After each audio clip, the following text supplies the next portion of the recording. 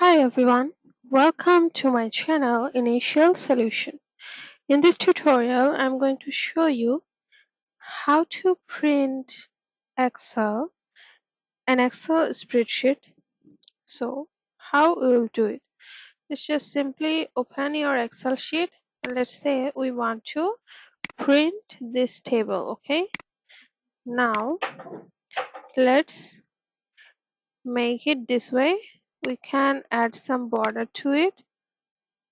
Let's click on all borders. As you can see, it's all bordered now. Make it bold. Well, now you can see that it will be printed. Let's go to the print. As you can see, it's your print area. What you have to do is go to your page layout option, click on portrait or landscape. I'll choose landscape. Click on the margin, click on custom margin. From this option you can customize your size of your page. Okay, just click on OK. Now select the print area. I have selected a definite print area. Just select it again.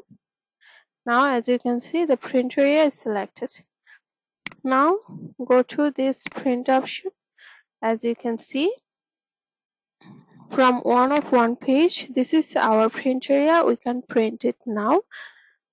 You can make more copies from here, and you have to just simply use you know a paper to do it.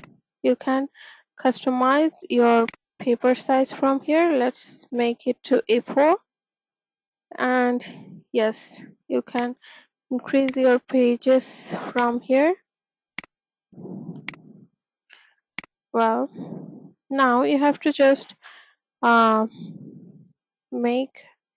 just have a printer to print it.